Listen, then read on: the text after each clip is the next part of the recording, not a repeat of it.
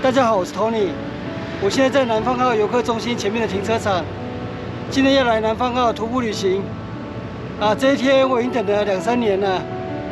南方澳跨港大桥终于在昨天正式完工启用，所以今天就来南方澳徒步旅行。今天就从这里出发，走南方澳新的跨港大桥，到豆腐夹风景区、内皮海滩，然后绕一圈回到这里。好，现在出发了。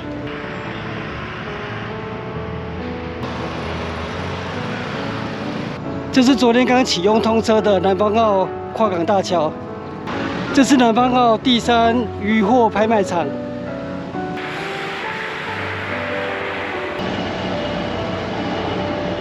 这里有一处观景平台，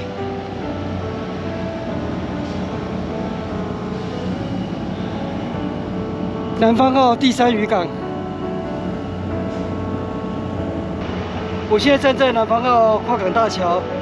2019年10月1日，这座桥梁断裂，压毁3艘渔船，造成6名外籍渔工死亡的不幸事件。经过3年，这座桥梁终于在昨天完工启用。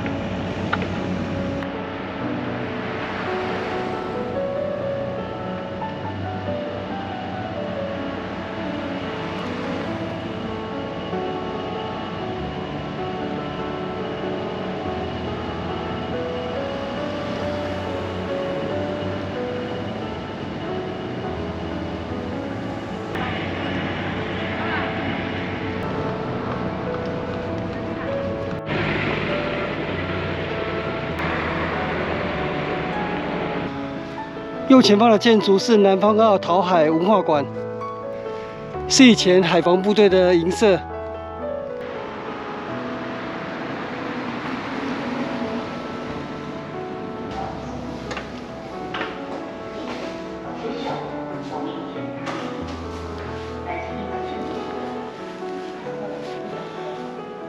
采珊瑚作业。台湾曾经有珊瑚王国的美名。南方澳曾经是全世界红珊瑚产量最多的港口，全盛时期捞采珊瑚的船只有400多艘。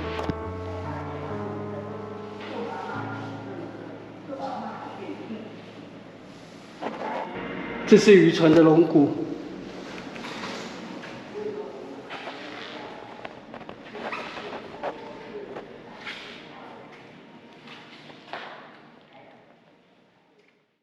南方澳百年地景，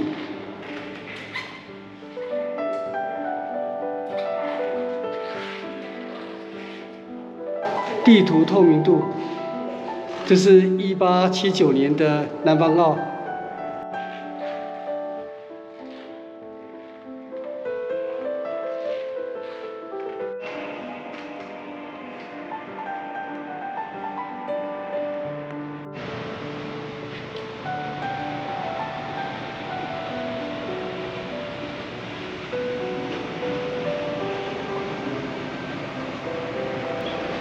旁边这里是豆腐夹帆船训练基地。帆船训练基地这边上面有观景平台，前面的沙滩是豆腐夹海水浴场。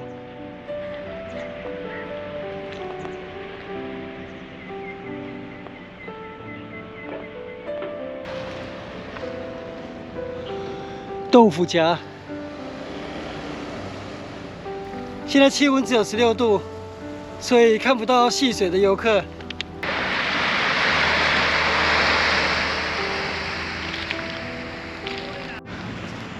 旁边这边还有一条步道，前面那个地方可以看风景。中华民国领海基点米岛，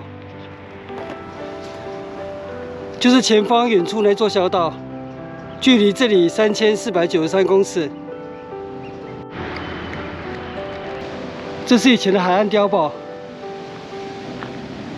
现在变成观景平台了。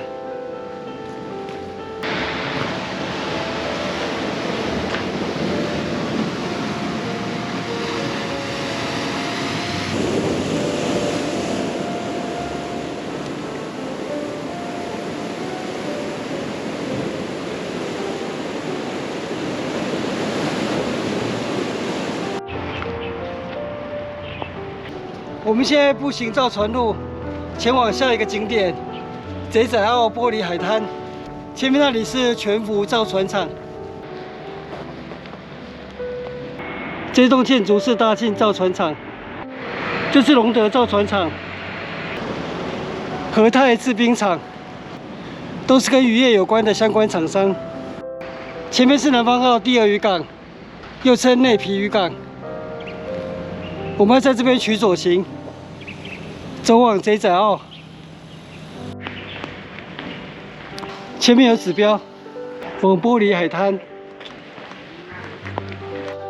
贼仔澳玻璃海滩，从这边进去，到了，就在前面。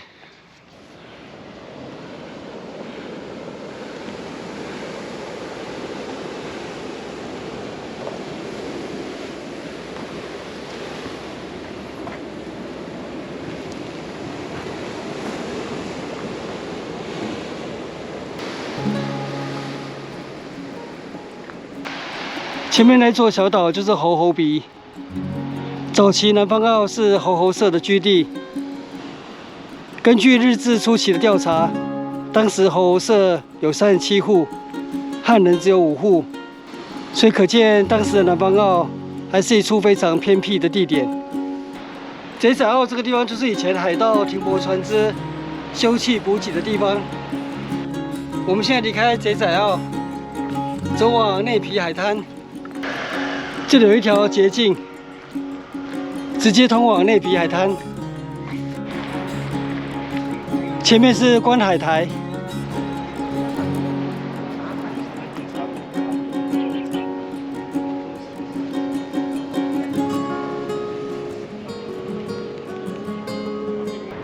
这里有很多海滨景观餐厅。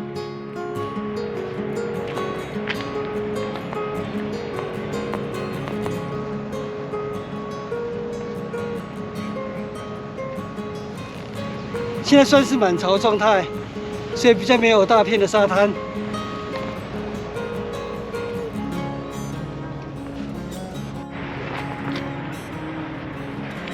今天就不下去沙滩了。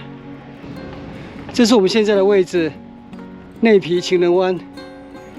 待会就走学府路出去，经过内皮渔港，就是第二渔港，然后第一渔港南天宫。再绕到第3渔港，回到静安宫，然后旁边就是南方澳游客中心，这样就刚好绕了一圈南方澳。南安国中、学府路，前面是南方澳第二渔港，就是内皮渔港。南方澳第二渔港完工于民国48年。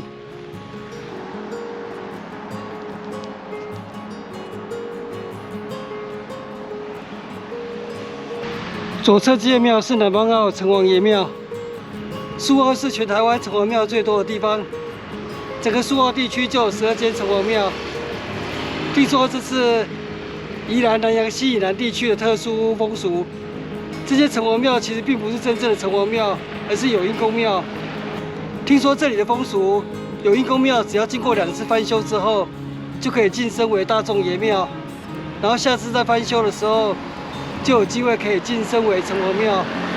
只要经过县老爷同意，就可以升格为城隍庙。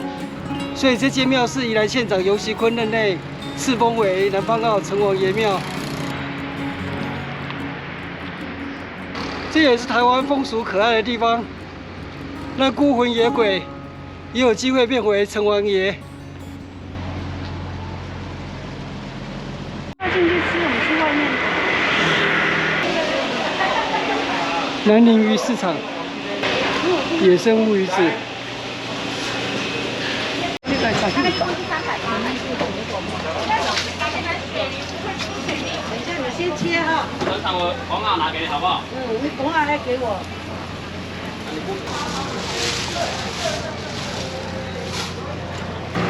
东台首港，南方澳渔港是台湾东部第一大渔港。从从日治时代到民国时代，先后完成第1、第2、第3渔港。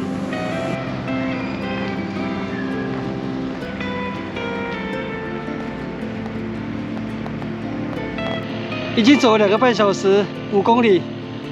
现在中午了，进去休息一下，吃点小东西补充一下。现在继续走往下一站，南方澳南天宫。左前方是南天宫，庙前面的渔港就是南方澳第1渔港，完工于日治时代大正12年。当时命名为苏澳渔港，又称南方澳渔港。南方澳渔港完工后，初期仅有少数渔船停泊作业，港口冷清。后来台湾总督府拟定渔业移民计划，从日本高知、宫崎、鹿儿岛等县招募渔民，移民至南方澳从事渔业。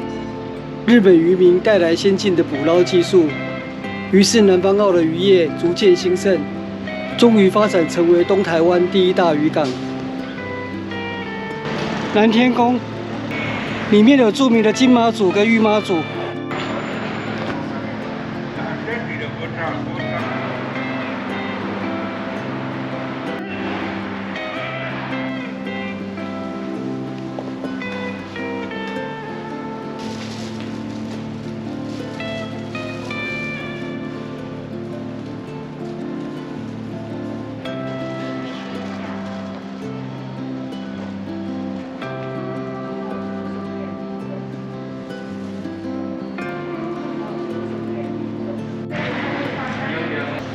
台湾基督长老教会、南方澳教会、马该马街博士曾经来这边传教。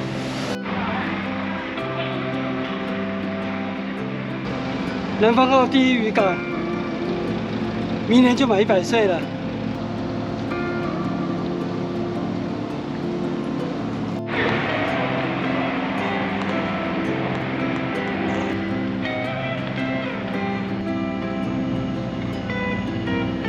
前面远处就是南方澳跨港大桥，南方澳第3渔港。我现在正走在100年前的苏澳海水浴场。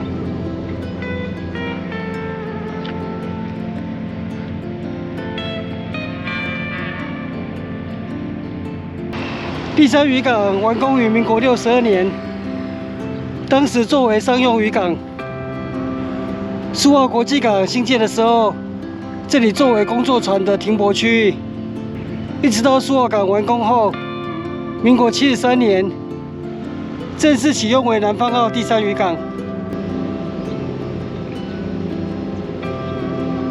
苏澳区渔会，回到停车场了。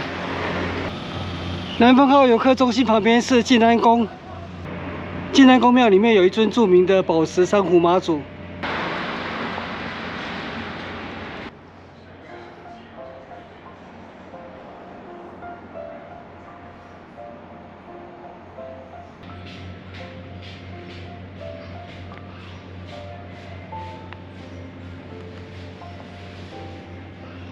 民国63年，北方澳渔村被规划为中正军港，所以全体村民在民国64年迁移到南方澳。由于旧庙位于军港之内，信众进出参拜不便，于是民国73年在这里另建新庙，以供信众参拜。